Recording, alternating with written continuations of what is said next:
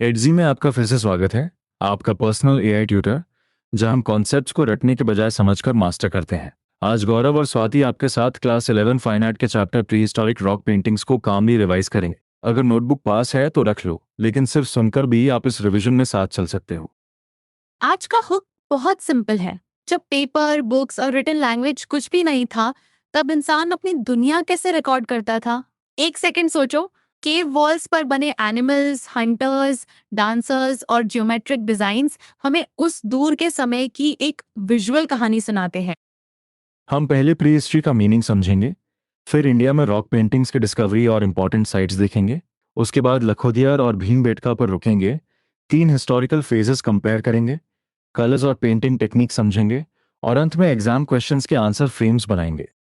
और बीच बीच में मैं तुम्हें छोटे चेक्स दूंगी। तुरंत आंसर मत देखना, पहले अपने माइंड में बोलना। सबसे इंपॉर्टेंट क्वेश्चंस होंगे। प्री हिस्टोरिक पेंटिंग्स हमें अर्ली ह्यूमंस के बारे में क्या बताती हैं? एनिमल्स इतने प्रोमिनेंट क्यों हैं? और एक पेंटिंग के ऊपर दूसरी पेंटिंग बनने का क्या अर्थ हो सकता है? Let's slow this down. Pre history उस डिस्टेंट पास्ट को कहते हैं जब पेपर, रिटन लैंग्वेज और रिटन डॉक्यूमेंट्स नहीं थे। इसलिए उस समय का हिस्ट्री बुक या डायरी के रूप में रिकॉर्ड नहीं मिलता। स्कॉलर्स ने टूल्स, पॉटरी, हैबिटेट्स, ह्यूमन और एनिमल बोन्स तथा केव ड्राइंग्स को जोड़कर प्री हिस्टोरिक लाइफ को समझा। तो क्या इसका मतलब है कि प्री हिस्टोरिक पीपल के बारे में हमें कुछ भी पता नहीं? एक सेकंड पॉज करके सोचो। सही बात यह है कि रिटन रिकॉर्ड्स नहीं थे, लेकिन मटेरियल रिमेन्स और पेंटिंग्स क्लूज देते हैं। इन्हीं क्लूज को केयरफुली इंटरप्रेट करके स्कॉलर्स अनुमान लगाते हैं कि लोग कैसे रहते और क्या करते थे। बिल्कुल, एक्सकेवेशन से मिले ऑब्जेक्ट्स और केव ड्राइंग्स अलग अलग पीसेस हैं। जब इन्हें साथ पढ़ा जाता है तब प्री हिस्टोरिक पीपल के food habits, daily activities, environment और लाइफस्टाइल के बारे में फेयरली एक्यूरेट नॉलेज बनती है। एग्जाम पॉइंट: पेंटिंग्स अकेली कहानी नहीं है, वे आर्कियोलॉजिकल एविडेंस के लार्जर ग्रुप का हिस्सा है। अब आर्ट की शुरुआत पर ध्यान दो। चैप्टर बताता है कि जब फूड, वाटर, क्लोथिंग और शेल्टर जैसी बेसिक नीड्स पूरी हुई, तब ह्यूमंस ने सेल्फ एक्सप्रेशन की नीड महसूस की। पेंटिंग और ड्राइंग सबसे पुराने आर्ट फॉर्म्स में थे और केव वॉल्स उनका कैनवास बन गई। इन पेंटिंग्स के रीजंस निश्चित रूप से नोन नहीं है। संभव है कि लोग शेल्टर्स को कलरफुल और ब्यूटीफुल बनाना चाहते हों, या अपने डे टू डे लाइफ का विजुअल रिकॉर्ड रखना चाहते हों, जैसे आज कोई डायरी मेंटेन करता है। आंसर में हमेशा मे हैव और संभव है जैसे कॉशियस वर्ड्स यूजफुल रहेंगे। यानी हमें एक ही रीजन को फाइनल ट्रूथ नहीं बनाना चाहिए। क्या पेंटिंग सिर्फ डेकोरेशन थी? शायद नहीं। वह daily record, self expression, message या किसी स्पेशल पर्पस से जुड़ी हो सकती थी। यही ओपन इंटरप्रिटेशन चैप्टर को इंटरेस्टिंग बनाती है। प्री हिस्टोरिक पीरियड को अर्ली ह्यूमन डेवलपमेंट में ओल्ड स्टोन एज या पैलियोलिथिक एज भी कहा जाता है। ये टर्मिनोलॉजी याद रखो, लेकिन केवल लेबल याद करना पर्याप्त नहीं है। तुम्हें यह भी बताना है कि रिटन रिकॉर्ड्स की एब्सेंस में आर्ट और आर्कियोलॉजिकल रिमेन्स नॉलेज का सोर्स बने। Quick recall. प्री हिस्ट्री की पहचान किस चीज से होती है? रिटन रिकॉर्ड्स की एब्सेंस। और अर्ली ह्यूमंस ने एक्सप्रेशन के लिए किस सरफेस का इस्तेमाल किया? केव वॉल्स का। अब अपने वर्ड्स में दो लाइंस बोलकर देखो। अगर आंसर क्लियर है तो हम इंडिया की डिस्कवरी पर बढ़ते हैं। प्रीहिस्टोरिक पेंटिंग्स दुनिया के कई पार्ट्स में मिली हैं। इंडिया में अर्लीस्ट पेंटिंग्स और पालियोलिथिक टाइम से रिपोर्ट की गई हैं। रॉक पेंटिंग्स की पहली डिस्कवरी इंडिया में 1867 और 1868 के दौरान आर्कियोलॉजिस्ट आर्चिबाल्ड कार्लेल ने की थी, और यह अल्तामिरा इन स्पेन की डिस्कवरी से 12 इयर्स पहले थी। यहाँ number based fact commonly tested हो सकता है। फर्स्ट डिस्कवरी इंडिया में हुई थी और आर्कियोलॉजिस्ट का नाम आर्चीबोल्ड कार्लेल था। एक सेकेंड सोचो। अगर क्वेश्चन पूछे कि अर्ली आर्कियोलॉजिस्ट कौन थे, तो कार्लेल के साथ कॉकबर्न, एंडरसन, मित्र और घोष के नाम भी याद रखने हैं। रॉक पेंटिंग्स के रेमनेंट्स मध्य प्रदेश, उत्तर प्रदेश, आंध्र प्रदेश, कर्नाटक और बिहार के कई डिस्ट्रिक्ट्स में मिले हैं। कुमाऊं हिल्स एंड उत्तराखंड से भी पेंटिंग्स रिपोर्ट हुई हैं। मैप क्वेश्चन या शॉर्ट आंसर में लोकेशंस को एक कनेक्टेड ग्रुप की तरह रिवाइज करना आसान रहेगा। तो एक मिनी मैप बनाओ, मध्य प्रदेश और उत्तर प्रदेश, फिर सदर्न साइट्स के लिए आंध्र प्रदेश और कर्नाटका, साथ में बिहार और उत्तराखंड की कुमाऊं हिल्स। ये सिर्फ लिस्ट नहीं है, इससे पता चलता है कि प्री हिस्टोरिक आर्ट एक सिंगल प्लेस तक सीमित नहीं थी। अब एक इम्पॉर्टेंट डिस्टिंक्शन, चैप्टर में सबसे rich paintings Vindhya ranges of Madhya Pradesh और उनकी कैमूरियन एक्सटेंशंस इनटू उत्तर प्रदेश से रिपोर्ट की गई हैं। इन रीजन्स में forests, wild plants, fruits, streams और क्रीक्स थे, इसीलिए स्टोन एज पीपल के रहने के लिए सूटेबल एनवायरनमेंट था। अगर पूछा जाए कि पेंटिंग्स कुछ खास रीजन्स में अधिक क्यों मिली, तो सोर्स बेस्ड आंसर एनवायरनमेंट से जुड़ सकता है। विंध्या एरिया में रहने के लिए नेचुरल रिसोर्सेज थे और रॉक शेल्टर्स भी थे। लेकिन ध्यान रहे, हमें यह नहीं कहना कि यही एकमात्र कारण निश्चित रूप से था। अब तक पहला मेजर आइडिया क्लियर है, प्री हिस्ट्री में राइटिंग नहीं थी, इसलिए पेंटिंग्स और आर्कियोलॉजिकल रिमेन्स एविडेंस बने। इंडिया में डिस्कवरी अर्ली हुई और कई रीजन्स में रॉक आर्ट मिला। एट जी पर अगर इसी डिफरेंस पर एग्जैक्ट डाउट आए तो सोक्रेटिक क्वेश्चंस के थ्रू कॉन्सेप्ट को स्टेप बाय स्टेप टेस्ट किया जा सकता है।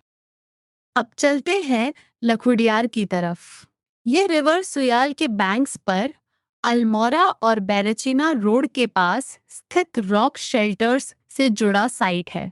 लखुडियार का लिटरल मीनिंग 1 लाख केव्स बताया गया है। नाम और लोकेशन को अलग अलग याद करो ताकि आंसर में कंफ्यूजन ना हो। लखुडियार पेंटिंग्स को 3 कैटेगरीज में बांटा जा सकता है, मैन, एनिमल और जियोमेट्रिक पैटर्न्स। कलर्स में व्हाइट, ब्लैक और रेड ओकर प्रोमिनेंट है। Human figure stick like forms में है। एनिमल मोटिव्स में लॉन्ग स्नाउटेड एनिमल, फॉक्स और मल्टीपल लेगेड लिजर्ड का उल्लेख मिलता है। और ज्योमेट्रिक डिजाइन्स को मत छोड़ना, वहाँ wavy lines, rectangle filled lines और ग्रुप्स ऑफ डॉट्स दिखाई देते हैं। एक memorable scene hand linked dancing human figures का है। तुम्हारा आंसर क्या आ रहा है? लखुडियार की 3 मेन कैटेगरीज कौन सी थीं? पहले बोलो, फिर मैं आगे बढ़ूंगी। सही फ्रेम होगा ह्यूमन फिगर्स, एनिमल मोटिव्स और जियोमेट्रिक पैटर्न्स। अब कलर सीक्वेंस पर ध्यान दो। कुछ पेंटिंग्स में सुपर इम्पोजिशन है। अर्लीस्ट पेंटिंग्स ब्लैक में, उनके ऊपर रेड ओकर पेंटिंग्स और लास्ट ग्रुप वाइट पेंटिंग्स का है। यह सीक्वेंस विजुअल हिस्ट्री की तरह काम करता है। सुपर इम्पोजिशन सुनकर एक कॉमन मिस्टेक होती है। इसका मतलब ये नहीं कि कलाकार ने बिना किसी ऑर्डर के पेंट किया। इसका सिंपल मीनिंग है कि एक इमेज या लेयर दूसरी पुरानी इमेज के ऊपर बनी। इससे अलग समयों की एक्टिविटी का क्लू मिल सकता है। लखुडियार के अलावा कश्मीर से 2 स्लैब्स विद एनग्रेविंग्स रिपोर्ट हुए हैं। कर्नाटक और आंध्र प्रदेश के ग्रेनाइट रॉक्स ने नियोलिथिक पीपल को सूटेबल कैनवसेस दिए। फेमस साइट्स में कुपगल्लू, पिकलीहल और टेकलकोटा शामिल है। इनके पेंटिंग्स में white, red ochre over white background और रेड ओकर टाइप्स रिपोर्ट हुए हैं। इन सदर्न साइट्स के सब्जेक्ट्स भी यूजफुल हैं। Bulls, elephants, sambars, gazelles, sheep, goats, horses, stylized humans और ट्राइडेंट्स। वेजिटल मोटिव्स रेयरली दिखाई देते हैं। अगर कंपेयर क्वेश्चन आए तो लखुडियार में जियोमेट्रिक पैटर्न्स और स्टिक लाइक ह्यूमंस को सदर्न साइट्स के एनिमल सब्जेक्ट्स के साथ अलग करके लिखना। अब चैप्टर के सबसे इंपॉर्टेंट साइट भीमबेटका पर आते हैं। ये विंध्या हिल्स ऑफ मध्य प्रदेश में है और भोपाल से 45 किलोमीटर साउथ में स्थित बताया गया है। लगभग 10 स्क्वायर किलोमीटर्स के एरिया में अबाउट 800 रॉक शेल्टर्स हैं, जिनमें अराउंड 500 शेल्टर्स पेंटिंग्स रखते हैं। इतने बड़े स्केल की वजह से भीमबेटका सिर्फ एक पेंटिंग साइट नहीं, बल्कि प्री हिस्टोरिक लाइफ का रिच विजुअल आर्काइव बन जाता है। इसकी केव्स 1957 और 1958 में एमिनेंट आर्कियोलॉजिस्ट वीएस वाकानकर ने डिस्कवर की। वाकानकर ने इनएक्सेसिबल हिल्स और जंगल्स में कई इयर्स सर्वे किया। भीमबेटका के थीम्स बहुत वेरिड हैं। इनमें हंटिंग, डांसिंग, म्यूजिक, हॉर्स और elephant Riders, animal fighting, Honey collection, body decoration और हाउस होल्ड सीन्स शामिल हैं। डेली लाइफ के मंडेन इवेंट्स के साथ सेक्रेड और रॉयल इमेजेस भी मिलते हैं, यानी पेंटिंग्स केवल सर्वाइवल सीन्स तक सीमित नहीं है। यहाँ एक रीजनिंग क्वेश्चन, इतने अलग अलग थीम्स देखकर हम प्रीहिस्टोरिक सोसाइटी के बारे में क्या इन्फर कर सकते हैं कि लाइफ में हंटिंग के साथ dancing, music, food preparation, decoration, rituals और शायद सोशल एक्टिविटीज भी थी। लेकिन इन्फरेंस को फैक्ट की तरह ओवरस्टेट नहीं करना है। रॉक आर्ट को स्टाइल, टेक्निक और सुपर इम्पोजिशन के बेसिस पर ग्रुप्स में क्लासिफाई किया गया। ओवरऑल पेंटिंग 7 हिस्टोरिकल पीरियड्स में कैटेगराइज की गई, लेकिन चैप्टर डिस्कशन पहले 3 फेजेस पर कॉन्सेंट्रेट करती है: अपर पैलियोलिथिक, मेसोलिथिक और चालकोलिथिक। एग्जाम में यही 3 फेज नेम सबसे पहले लिखना। अब फेस कंपैरिजन को स्टोरी की तरह समझते हैं। अपर पैलियोलिथिक पेंटिंग्स में ह्यूज एनिमल्स और स्टिक लाइक ह्यूमंस दिखते हैं। मेसोलिथिक में पेंटिंग्स जनरली स्मॉलर है, थीम्स मल्टीपल है और ग्रुप हंटिंग प्रोमिनेंट है। चालकोलिथिक का नाम क्लासिफिकेशन में आता है, लेकिन सोर्स डिस्कशन का डिटेल मुख्यतः पहले 2 फेजेस पर है। अपर पैलियोलिथिक फेज में लीनियर रिप्रेजेंटेशंस ग्रीन और डार्क रेड कलर्स में है। ह्यूज बाइसोन्स, एलिफेंट्स, टाइगर्स, राइनोस और बोर्स के साथ स्टिक लाइक ह्यूमन फिगर्स दिखाई देते हैं। कुछ वॉश पेंटिंग्स हैं, पर अधिकतर फिगर्स ज्योमेट्रिक पैटर्न से फिल्ड हैं। ये फेस स्केल और एनिमल फिगर्स के लिए याद रखो। एक खास कर क्लू भी है। ग्रीन पेंटिंग्स डांसर्स की हैं, जबकि रेड पेंटिंग्स हंटर्स की। अगर क्वेश्चन कलर और सब्जेक्ट को लिंक करने को कहे, तो यही प्रिसाइज पेयरिंग लिखनी है। यहाँ रेड को केवल जनरल कलर कहकर मत छोड़ना। हंटर एसोसिएशन सोर्स का स्पेसिफिक पॉइंट है। मेसोलिथिक पीरियड, जिसे पीरियड आई कहा गया है, में लार्जेस्ट नंबर ऑफ पेंटिंग्स मिलती हैं। पेंटिंग्स स्मॉलर साइज की है, पर थीम्स अधिक वैरिड हैं। हंटिंग सीन्स डोमिनेट करते हैं। Group hunters barbed spears, pointed sticks, arrows और बोस के साथ दिखते हैं। ट्रैप्स और स्नेयर्स का भी उल्लेख है। चलो एक्टिव रिकॉल करें।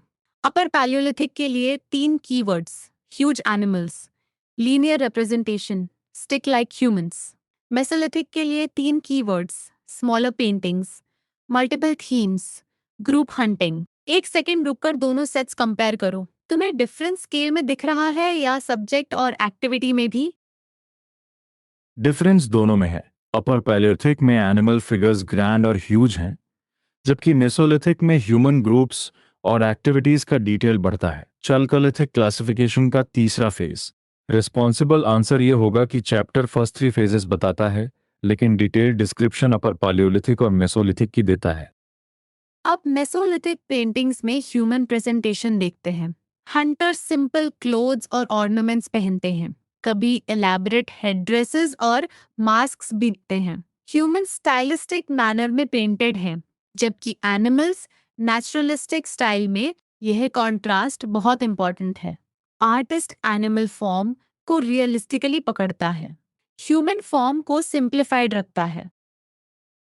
एनिमल्स की बेहतर अर्थवी वाले वाले क्वेश्चन के अनुसार कुछ रिप्रेजेंटेटिव एग्जांपल्स और एनिमल्स की इंपॉर्टेंस एक्सप्लेन करना पर्याप्त हो सकता है। एनिमल्स के साथ रिलेशनशिप भी न्यूआंस्ड है।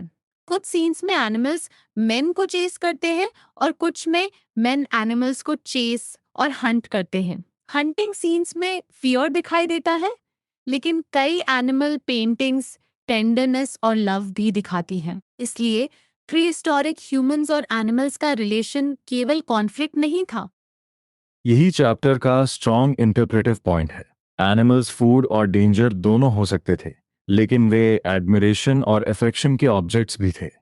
इंडिविजुअल एनिमल पेंटिंग्स में आर्टिस्ट की मास्टरी दिखती है, क्योंकि प्रपोर्शन और टोनल इफेक्ट रियलिस्टिकली मेंटेन किए गए हैं। यह आर्टिस्टिक स्किल का एग्जाम रेलेवेंट एविडेंस है। अब ह्यूमन एक्टिविटीज की तरफ देखो। चिल्ड्रन रनिंग, जंपिंग और प्लेइंग करते हैं। कम्युनिटी डांसेस कॉमन थीम है। लोग फ्रूट या हनी कलेक्ट करते हैं। विमेन ग्राइंडिंग और फूड प्रिपेयर करती हैं। मेन, विमेन और चिल्ड्रन की प्रेजेंस कुछ सीन्स में फैमिली लाइफ का संकेत देती है। ये डेली लाइफ को विजिबल बनाता है। रॉक शेल्टर्स में हैंड प्रिंट्स, फिस्ट प्रिंट्स और फिंगर टिप से बने डॉट्स भी मिले हैं। इन्हें देखकर हमें अर्ली ह्यूमन एक्सप्रेशन के सिंपल फॉर्म्स का आइडिया मिलता है। ध्यान रहे, सोर्स एंड मार्क्स का एक निश्चित मीनिंग डिक्लेयर नहीं करता, इसलिए इंटरप्रिटेशन में मे सजेस्ट या कुड इंडिकेट जैसे फ्रेजेस इस्तेमाल करना बेहतर है। एक क्विक क्वेश्चन। अगर एग्जाम पूछे कि मेसोलिथिक पेंटिंग्स प्रीहिस्टोरिक लाइफ के बारे में क्या बताती हैं? तो सिर्फ हंटिंग मत लिख देना। ग्रुप हंटिंग के साथ clothing, ornaments, masks, dances, food gathering, food preparation, children, यही आंसर को रिचर और सोर्स ग्राउंडेड बनाएगा। अब कलर मटेरियल समझते हैं। भीमबेटका आर्टिस्ट ने वाइट, येलो, ऑरेंज, रेड ओकर, पर्पल, ब्राउन, ग्रीन और ब्लैक जैसे कलर्स इस्तेमाल किए। वाइट और रेड फेवरेट कलर्स थे। पेंट बनाने के लिए रॉक्स और मिनरल्स को ग्राइंड करके पाउडर बनाया जाता था। सोर्सेज ऑफ कलर भी याद रखने लायक हैं। रेड हीमैटाइट से मिलता था, जिसे इंडिया में गेरू कहा जाता है। ग्रीन चैल्सिडोनी की ग्रीन वैरायटी से आता था। वाइट लाइकली लाइमस्टोन से बनाया जाता था। लाइकली शब्द पर ध्यान दो, क्योंकि वाइट का सोर्स टेक्स्ट में पूर्ण सर्टेनिटी से नहीं दिया गया है। पाउडर को वाटर के साथ मिक्स किया जाता था और थिक या स्टिकी सब्सटेंस मिलाया जाता था, जैसे एनिमल फैट, गम या ट्रीज से मिलने वाला रेजिन। ब्रशेस प्लांट फाइबर से बनाए जाते थे। ये टेक्निक दिखाती है कि आर्टिस्ट ने अपने एनवायरनमेंट के अवेलेबल मटेरियल्स को क्रिएटिवली यूज किया। तुम एक 4 स्टेप प्रोसेस याद कर सकते हो। रॉक या मिनरल ग्राइंड करना, पाउडर बनाना, वाटर और बाइंडर मिलाना, फिर प्लांट फाइबर ब्रश से अप्लाई करना। ये फॉर्मूला नहीं है, लेकिन आंसर सीक्वेंस की तरह लिखोगे तो एक्सप्लेनेशन क्लियर लगेगी। सबसे अमेजिंग बात है कि ये कलर्स थाउजेंड्स ऑफ इयर्स तक सरवाइव कर गए। चैप्टर में माना गया है कि रॉक्सी सरफेस पर मौजूद ऑक्साइड के केमिकल रिएक्शन ने कलर्स को इंटैक्ट रखने में मदद की होगी। इसे एब्सोल्यूट गारंटी की तरह नहीं, बल्कि बिलीव्ड एक्सप्लेनेशन की तरह लिखना। अब एक मिसकंसेप्शन चेक। क्या ड्यूरेबिलिटी का मतलब ये है कि हर पेंटिंग बिल्कुल ओरिजिनल कंडीशन में बची है? नहीं, सोर्स इतना नहीं कहता। सही पॉइंट है कि एडवर्स वेदर कंडीशंस के बावजूद कई कलर्स बहुत लंबे समय तक सरवाइव हुए, जो नेचुरल मटेरियल्स और रॉक सरफेस की इंटरेक्शन को रिमार्केबल बनाता है। पेंटिंग्स, वॉल्स और सीलिंग्स दोनों पर बनाई गई। कुछ शेल्टर्स लिविंग स्पेसेस थे, जबकि कुछ लोकेशंस रहने की जगह जैसे नहीं लगते। इससे संभावना बनती है कि कुछ प्लेसेस का रिलीजियस या स्पेशल इंपॉर्टेंस रहा हो। ये इंटरप्रिटेशन है, इसलिए आंसर में परहैप्स या पॉसिबली का टोन बनाए रखना। कुछ ब्यूटीफुल पेंटिंग्स बहुत हाई अप या सीलिंग्स के पास हैं। स्टूडेंट नेचुरली पूछ सकता है, इतनी अनकंफर्टेबल पोजीशन क्यों चुनी गई? चैप्टर का पॉसिबल एक्सप्लेनेशन है कि ऐसी पेंटिंग्स दूर से दिखाई देती हों, यानी लोकेशन भी पेंटिंग के इंटेंडेड विजिबिलिटी से जुड़ी हो सकती है। डिफिकल्ट वर्किंग कंडीशंस और इनएडिक्वेट टूल्स के बावजूद पेंटिंग्स में पिक्टोरियल क्वालिटी है। मैन एडवेंचरस और जॉयफुल दिखते हैं, एनिमल्स यूथफुल और मैजेस्टिक। प्रिमिटिव आर्टिस्ट में स्टोरी टेलिंग की इंट्रिंसिक पैशन दिखाई देती है।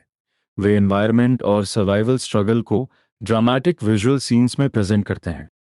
बाइसन हंटिंग सीन को इमेजिन करो। Group of people bison Hunt कर रहा है और कुछ इंजर्ड मेन ग्राउंड पर स्कैटर्ड हैं। एक दूसरे सीन में एनिमल एग्नी में है और हंटर्स डांसिंग कर रहे हैं। ये इमेजेस सर्वाइवल की टेंशन और ह्यूमन पावर की फीलिंग दोनों सजेस्ट करती हैं। यहाँ केयरफुल वर्डिंग जरूरी है। हम यह नहीं कह सकते कि हर पेंटिंग किसी एक रिचुअल के लिए ही बनी थी। चैप्टर बताता है कि ऐसी पेंटिंग्स ने शायद एनिमल्स पर पावर की सेंस दी हो। मॉडर्न प्रिमिटिव पीपल्स में रॉक्स पर birth, death, coming of age और मैरिज रिचुअल से जुड़ी आर्ट के पैरेलल्स भी मिलते हैं। और हंटिंग राइट्स में मास्क्ड डांसेस का भी उल्लेख है, जिनका पर्पस एल्यूसिव एनिमल्स को कैप्चर करने में मदद करना माना जाता है। यह कंपैरिजन प्री हिस्टोरिक पेंटिंग्स को रिचुअल और कम्युनिटी प्रैक्टिस के वाइडर कॉन्टेक्स्ट में देखने में मदद करता है, लेकिन इसे डायरेक्ट प्रूफ समझना कॉमन मिस्टेक होगा। अब तक हम pre history, sites, phases, technique और मीनिंग कवर कर चुके हैं। एडजी पर इस पॉइंट पर एक यूजफुल रिवीजन चैलेंज ये हो सकता है कि तुम पेंटिंग देखकर 3 ऑब्जर्वेशंस बोलो। सब्जेक्ट क्या है, स्टाइल कैसी है, और वह अर्ली ह्यूमन लाइफ के बारे में क्या सजेस्ट करती है। अब सुपर इम्पोजिशन को डिटेल में समझते हैं। कई रॉक आर्ट साइट्स पर नई पेंटिंग पुरानी पेंटिंग के ऊपर बनाई गई। भीमबेटका के कुछ प्लेसेस पर एज मेनी एज 20 लेयर्स तक पेंटिंग्स एक दूसरे के ऊपर मिली हैं। ये हमें अलग जनरेशन्स या अलग मोमेंट्स की विजुअल लेयरिंग दिखा सकता है। रिपीटेड पेंटिंग के कई पॉसिबल रीजंस दिए गए हैं। शायद आर्टिस्ट अपनी इनिशियल क्रिएशन से सेटिस्फाइड नहीं था और उसने ऊपर फिर पेंट किया। शायद कुछ पेंटिंग्स और लोकेशंस सेक्रेड या स्पेशल मानी जाती थीं, या फिर वही एरिया डिफरेंट जनरेशन्स ने अलग समय पर यूज किया। तो आंसर में एक रीजन चुनकर फाइनल मत लिखना। बेस्ट रिस्पॉन्स होगा कि सुपर इम्पोजिशन के मल्टीपल इंटरप्रिटेशंस हैं। ये आर्टिस्टिक करेक्शन, सीक्रेट सिग्निफिकेंस या कंसेक्यूटिव जनरेशन्स के यूज की ओर संकेत कर सकती है। यही बैलेंस्ड आंसर एकेडमिक रिस्पॉन्सिबिलिटी दिखाता है। सुपर इम्पोजिशन का ब्रॉडर सिग्निफिकेंस भी है। पेंटिंग सिर्फ आइसोलेटेड इमेज नहीं रहती, वह उसी रॉक सरफेस पर बनी अर्लियर इमेजेस के साथ कल्चरल नैरेटिव बनाती है। लोकेशन मेमोरी, ट्रेडिशन और कंटिन्यूटी का कैरियर बन सकती है। सोर्स इसी वजह से रॉक पेंटिंग्स को ऑनगोइंग कल्चरल स्टोरी की तरह देखने का अवसर देता है। अब लाइटली एग्जाम क्वेश्चन लेते हैं। प्रीहिस्टोरिक पीपल ने थीम्स कैसे सेलेक्ट की होंगी?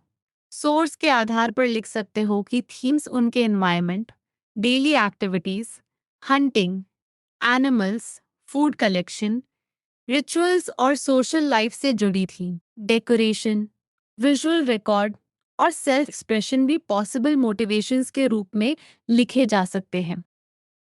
दूसरा क्वेश्चन हो सकता है, केव पेंटिंग्स में ह्यूमन फिगर से अधिक एनिमल्स क्यों दिखते हैं? रिस्पॉन्सिबल आंसर में हंटिंग और सर्वाइवल का कनेक्शन, एनिमल्स के साथ फियर और एडमिरेशन तथा एनिमल्स को नेचुरलिस्टिक तरीके से दिखाने की आर्टिस्टिक इंटरेस्ट मेंशन करो। लेकिन सोर्स एग्जैक्ट सिंगल रीजन नहीं देता, इसलिए परहैप्स लैंग्वेज रखो। तीसरा क्वेश्चन विजुअल अप्रिशिएशन का हो सकता है। किसी सिलेक्टेड विजुअल पर लिखते समय subject, figures, colours, style, composition और मूड डिस्क्राइब करो। फिर बताओ कि scene daily life, hunting, dance या एनिमल रिलेशनशिप को कैसे शो करता है। केवल ये मत लिखना कि पेंटिंग ब्यूटीफुल है। ब्यूटी को एविडेंस से एक्सप्लेन करना। अदर देन भीमबेटका साइट्स पूछे जाएं तो लखुडियार, कुबगल्लू, पिकली हाल और टेकलकोटा लिख सकते हो। रीजन्स के लिए मध्य प्रदेश, उत्तर प्रदेश, आंध्र प्रदेश, कर्नाटका, बिहार और उत्तराखंड के कुमाऊं हिल्स याद रखो। आंसर में साइट और रीजन को सही पेयर करना मार्क्स बचा सकता है।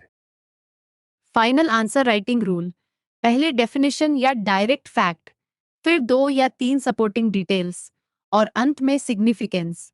एग्जाम्पल के लिए भीमबेटका आंसर में लोकेशन, रॉक शेल्टर्स की स्केल, पेंटिंग्स के थीम्स और प्री हिस्टोरिक लाइफ समझने में उसकी इंपॉर्टेंस लिखो। इससे आंसर लिस्ट जैसा नहीं, कनेक्टेड एक्सप्लेनेशन जैसा लगेगा। चलो फाइनल रिकैप शुरू करते हैं। प्री हिस्ट्री रिटन रिकॉर्ड से पहले का डिस्टेंट पास्ट है। आर्कियोलॉजिकल रिमेन्स और केव पेंटिंग से scholars early human life reconstruct करते हैं। Painting self expression, possible visual record और एनवायरमेंटल एक्सपीरियंस से जुड़ी थी। यही चैप्टर का फाउंडेशन है।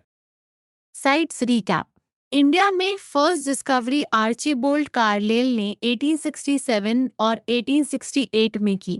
लखुडियार में ह्यूमन, एनिमल और ज्योमेट्रिक कैटेगरीज है। भीमबेटका मध्य प्रदेश का स्पेक्टाकुलर साइट है, जहां daily life, hunting, dance, music, rituals और कई अन्य थीम्स मिलती हैं। फेजेस रिकैप: अपर पैलियोलिथिक में huge animal figures, linear forms, green dancers और रेड हंटर्स। मेसोलिथिक में smaller paintings, group hunting, multiple activities, naturalistic animals और स्टाइलिस्टिक ह्यूमंस। टेक्निक्स में ground minerals, water, animal fat या गम, ट्री रेजिन और plant fibre brushes आते हैं। Common mistake याद रखो: इंटरप्रिटेशंस को कंफर्म्ड फैक्ट्स मत बनाना। पेंटिंग के पर्पस, हाई लोकेशंस, रिचुअल्स और सुपर इम्पोजिशन के रीजंस के लिए पॉसिबली, परहैप्स और मे हैव जैसे वर्ड्स यूज करो। अब छोटा चैलेंज है, बिना नोट्स देखे भीमबेटका पर एक स्ट्रक्चर्ड पैराग्राफ बोलो जिसमें साइट, थीम्स, फेजेस और सिग्निफिकेंस शामिल हों। आज हमने समझा कि प्रीहिस्टोरिक रॉक पेंटिंग्स केवल पुराने केव ड्राइंग्स नहीं हैं। वे अर्ली ह्यूमंस के lifestyle, food habits, daily activities, environment, emotions और माइंडसेट की वैल्यूएबल एविडेंस है। अगला स्टेप यही है कि तुम 3 आंसर फ्रेम्स लिखो और फिर एडजी में एक्टिव रिकॉल से खुद को क्वेश्चन करो। सुनने के लिए धन्यवाद। कामली रिवाइज करते रहो और याद रखो, कॉन्सेप्ट समझोगे तो आंसर अपने आप स्ट्रॉन्गर होगा।